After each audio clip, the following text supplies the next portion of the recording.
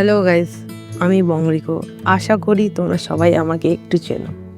আজকে ইন্ট্রোডাকশনটা একটু আলাদা, একটু হটকে টাইপের। আই থিঙ্ক তোমরা থাম্বনেল থেকে বুঝতে পেরেই গেছো যে এই ভিডিওটা কিসের ওপর হতে চলেছে আর না হতে চলেছে। 1 বছর আগের বংরিকো বা বলতে পারো 1 মাস আগের বংরিকো জানতো না তার লাইফে একটা বড় ফাড়া, একটা বড় জিনিস আসতে চলেছে। সে এইটুকুনি জানে যে নিজের প্রেজেন্ট মোমেন্টটাকে কী করে এনজয় করতে হয়। অ্যান্ড যতই বিপদ আপদ বা কষ্ট মোমেন্ট আসুক না কেন, সে জানে ওখান থেকে কী করে বেরিয়ে আবার নিজের লাইফটাকে নিজের মতন গুছিয়ে নিতে হয়। বংরিকোর লাইফে কিন্তু কম সমস্যা আসেনি, কিন্তু ও জানে কী করে লড়তে হয়। অনেক সমস্যা এসছে, বাট কোনোদিন হার মানেনি। বাট এই টাইমটা ওর জন্য খুব ডিফিকাল্ট ছিল, কারণ এই টাইমটা ওর সার্জারি ছিল। হ্যাঁ গাইস, আমার সার্জারি হয়েছে। কী সার্জারি হয়েছে সেটা তো অবভিয়াসলি বলবো, বাট তার আগে বলবো যে আমার সার্জারিটা হঠাৎ হলো কেন। ছোটোবেলা থেকে আমার খুব প্রবলেম ছিল ঠান্ডা লাগা। কিছু না কিছু ঠান্ডা লেগেই যেত, কখনো গলায় ব্যথা, কখনো কানে ব্যথা, কখনো জ্বর আসছে খুব, কখনো আমি কিছু খেতেই পাচ্ছি না, বমি হচ্ছে, এরম টাইপের সর্দি। আগে মাসে 1-2 বার হতো, মাসে 4 বার 5 বার 6 বার 7 বার হতেই থাকলো। পুরো মাসটাই জ্বরে ভোগাচ্ছি, কিছু খেতে পাচ্ছি না। ভাবলাম হয়তো ঠান্ডা খাচ্ছি বলে হচ্ছে, ঠান্ডা খাবার ছেড়ে দিলাম। ঠান্ডা খাবার ছাড়ার পরও কোনো ইমপ্রুভমেন্ট নেই, যেরকম সেরমই থাকলাম। তখন মনে ডাউট এলো কি ব্যাপারটা তো ঠিক না, বাট স্টিল ভাবলাম কি না, ওষুধ খেয়ে তো ঠিক হয়ে যাচ্ছে, তো ওষুধ খেয়ে ঠিক হয়ে যাবো।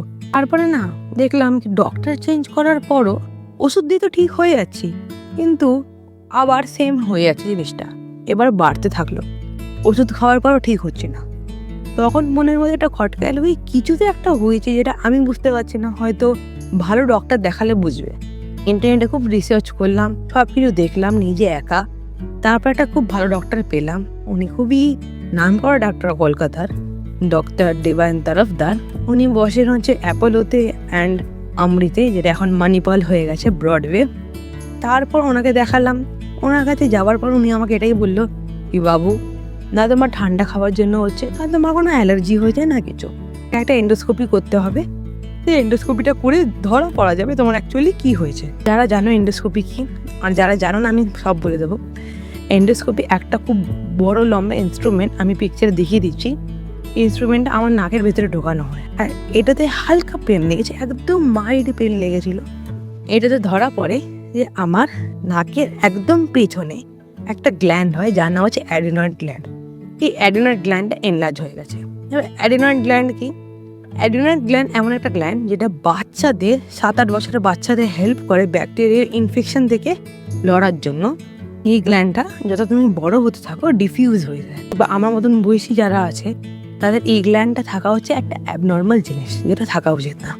এর জন্য কি হচ্ছে, আমার নাকের যে একটা হাড্ডি আছে এনলার্জ হয়ে গেছে বলে সেই নাকের হাড্ডিটা আমার বেঁকে গেছে, আর যার জন্য আমার নিঃশ্বাস নিতে বলতে পারো বা সর্দি কনজেশন যাকে বলে ন্যাসাল কনজেশন, সেটা বাড়তে লাগা শুরু হয়ে গেছে। তো ডক্টর বলে ইমিডিয়েটলি অপারেশন করতে হবে। অবভিয়াসলি যে কোনো মা বাবা অপারেশনের জন্য ভয় পায়, তো আমিও সেরকমই ভয় পেয়েছিলাম প্রথমে। বাট আমি এইটুকুনি জানতাম যে নিজেকে যদি ভালো রাখতে হয়, নিজেকে যদি একদম ঠিক একদম ফিট করতে হয়, তাহলে একটা হয়তো হার্ড স্টেপ নিতে হবে লাইফে। সো আমরা অপারেশন করি, আর আমার অপারেশন হচ্ছে 1 মে 2026। সবাই ভয়েতে ছিল, আমিও ভয়েতে ছিলাম। অপারেশনের একদিন আগে আমাদের এখানে রাম মন্দির আছে, ওখানে পুজো করে আসি, পুজো দিয়ে আসি। আমি এটুকুনি বলি বাবাকে যে অপারেশনটা যেন খুব ভালোভাবে হয়, আমার যেন পোস্ট কোনো কমপ্লিকেশানস না আসে, সব যেন ঠিক করে হয়ে যায়। অপারেশন হয়, খুব ভালো হয়, বাট অপারেশনের পর ডিফিকাল্টিস আসা শুরু হয়। অপারেশনের পরে আমাকে বলা হয় যে তুমি নাক থেকে নিঃশ্বাস নিতে পারবে না 48 আওয়ার্স অবধি, তোমাকে মুখ থেকে নিতে হবে। মানে এটাই হচ্ছে মোস্ট ডিফিকাল্ট পার্ট। মুখ থেকে নিঃশ্বাস নেওয়া তো খুব ডিফিকাল্ট হয়। মুখ থেকে আমি নিঃশ্বাস নিয়েছি, অ্যান্ড সেই দিন আমাকে 1 ফোঁটা খাবারও দেয়নি, 1 ফোঁটা জলও দেয়নি।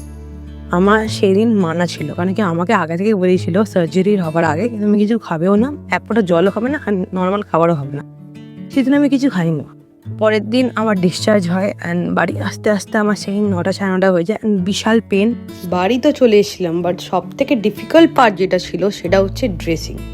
যে আমার পরের দিন ড্রেসিং করা ছিল আফটার 48 আওয়ার্স, অ্যান্ড ফার্স্ট যখন ড্রেসিং করতে আসে আমি নিজেও জানতাম না আমার নাকের ভেতরে কি ঢোকানো হয়েছে, বাট এইটুকু নিয়ে আনতাম হয়তো কটন দিয়ে বা গজ দিয়ে যে যেন ব্লাড বেরায় না, তাই জন্য আমার নাকের দুটো এন্ডে কিছু একটা পুঁতেছে। তো যখন ড্রেসিং করতে এলো আমাকে শুয়ে দেওয়া হলো, আমি শুয়ে পড়লাম। তারপরে একটা মেশিন নিয়ে এসেছিলো, সেটা দিয়ে গজ বার করা হলো। আমি পারলে তোমাদের আমি ফটোগুলো দেখাবো কি আমার যেদিন ডিসচার্জ করা হয়েছে সেদিন আমার অবস্থা কি ছিল, আফটার ডিসচার্জ নাক থেকে আমার কি বেরিয়েছে। ফটোতে এতটা ক্লিয়ারলি দেখা যাচ্ছে না, বোঝা যাচ্ছে না গজের ব্যাপারটা, বাট গজটা অনেক বড় ছিল। বার করা হয় আমি খুব পেনে, আমি কাঁদতে পারছিলাম না, এক্সপ্রেস করতে পারছিলাম না, কারণ কি আমার ভেতরে অলরেডি পেন করছিল। কমপ্লিকেশনসের মধ্যে বলবো যে আমার গলা ব্যথার আর কানে ব্যথা স্টার্ট হয়ে গেছিলো। অ্যান্ড মনে হচ্ছিল কি আমার মনে হয় গলার কানের মধ্যে আমার একটা মেশিন পোতা হয়েছে বা মেশিন ঢোকানো হয়েছে, যেটা আমার গলা আর কানকে চিরে ফেলে দিচ্ছে। বাট যাই হোক, আমার ড্রেসিং হলো, গজ দুটো বার হলো, অ্যান্ড ভেতরে যা ব্লাডস ছিল সেগুলোকে ক্লিন করা হলো একটা মেশিন দিয়ে। মানে ওদের এন্ডোস্কোপি ওয়াশ হয়তো হবে, আমি ঠিক জানি না নামটা, এটা দিয়ে ক্লিয়ার করা হলো। তারপর 48 আওয়ার্সের পর এত সুন্দর করে নিঃশ্বাস নিতে পারলাম, আমি বোঝাতে পারবো না। আর যে পেনটা নাকের মধ্যে, সেই পেনটা মনে হয় 1 নিমিষে চলে গেল। এতটা ক্লিয়ারলি আমি বুঝতে পারছিলাম যে না, আমার পেনটা চলে গেল। গলা অ্যান্ড কানে যে ব্যথাটা ছিল সেটা আমি পরে বুঝতে পারলাম, কারণ কি আমার 1 উইক পর একটা ফলো আপ চেক আপ ছিল। অ্যান্ড ফলো আপ চেক আপে সে একটা মেশিন বার করা হলো আমার গলা আর কান থেকে। সেই মেশিনটা বার করার পর আই ওয়াজ লাইক ভাই না, এবার আমি রিল্যাক্স ফিল করছি। এই অপারেশনটা হয়ে গেছে, অ্যান্ড অপারেশনটা খুব সাকসেসফুলি হয়েছে, খুব ভালো হয়েছে। অ্যান্ড এখন আমি বেড রেস্টে আছি, এখন আমার প্রায় 1.5-2 মাস কিচ্ছু হবে না। ফার্স্ট 10 days আমি কথা বলতে পারছিলাম না, আমার বিশাল পেন ছিল গলায় মেনলি। অনেক সময় কি হয় কি অপারেশনের সময় একটা ইনস্ট্রুমেন্ট ইউজ করা হয়, আমি ভিডিওতে দেখিয়েছিলাম তোমাদের, যে হয়তো তোমরা দেখেছো। সেই ইনস্ট্রুমেন্টটা দিয়ে যখন ওয়াইডেন আপ করা হয় আমাদের, তখন কি হয়, যেহেতু ওটিটা অনেক ঠান্ডা থাকে, আর ওটি বলতে অপারেশন থিয়েটার অনেক ঠান্ডা থাকে। তো আমার অপারেশন ছিল হচ্ছে 3.5 ঘন্টা, অ্যান্ড যেহেতু 3.5 ঘন্টা মুখটা আমার ওরমভাবে খোলা ছিল বলে অনেক সময় কি হয় ব্যথা থেকে যায়। অ্যান্ড যেহেতু মেশিন ছিল ভেতরে, তো না ব্যথাগুলো থেকে যায়। এখন আমার কাজ হচ্ছে শুধু, ডক্টর আমাকে একটা দিয়েছে ডিভাইস, সেটা দিয়ে আমাকে আমার ন্যাসাল, মানে আমার যে ন্যাসাল প্যাসেজটা আছে নাকের ভেতরে, পুরো যে প্যাসেজটা আছে যেটা কানেক্ট করছে নাক থেকে পুরো গলা অবধি, সেটা দিয়ে ওয়াশ করতে হয়। অ্যান্ড ওয়াশের সময় গাইস ট্রাস্ট মি, যতবার ওয়াশ করি তা থেকে একবার করে রক্ত বেরায়। দিনে আমাকে বলেছে অ্যাটলিস্ট 7 to 8 টাইম ওয়াশ করতে, as well as nasal spray দিয়ে ওটাকে যেন ক্লিয়ার আপ থাকে প্যাসেজটা। তখনই আমি ওয়াশ করি না, কারণ যতবার ফার্স্টে আসতে লাল ব্লাড, আস্তে আস্তে ব্লাডগুলো পুরনো হতে শুরু করলো বলে মারুন হলো, মারুনের পর ডার্ক ব্রাউন, এখন ব্ল্যাক আসে। আমার অনেক কমে গেছে, বাট কফগুলো যেগুলো আমার অনেক পুরনো সর্দির যে কফগুলো যেগুলো বেরাচ্ছিল না, সেগুলো ফাইনালি বেরাচ্ছে। And when I am seeing the colour, মানে পুরো ইয়েলো গ্রিনিশ হয়ে গেছে এতবার। এখন আমি কথা বলতে পারছি, বাট অত এনার্জি নেই যে আমি বাইরে বেরাবো। এখন আমার যেটা মধ্যে মানে প্রিকশনস এখন যে আমার আছে, সেটা হচ্ছে যে এখন আমি স্কুটি চালাতে পারবো না, দৌড়ঝাঁপ বেশি করতে পারবো না, কোনো হেভি জিনিস ওঠাতে পারবো না। আফটার অল সার্জারির এটা একটা থাকে up to 3 months। I am fine now guys, and thank you for watching the video. অতটা আমি জানি ইন্টারেস্টিং ভিডিও ছিল না, বাট ইনফরমেশন দেওয়ার ছিল, অনেক কিছু শেয়ার করার ছিল। যদি তোমাদের ভিডিওটা ভালো লেগে থাকে লাইক করে দেবে, সাবস্ক্রাইব করে দেবে আমার চ্যানেল, ভালো ভালো ভিডিওস নিয়ে আসবো।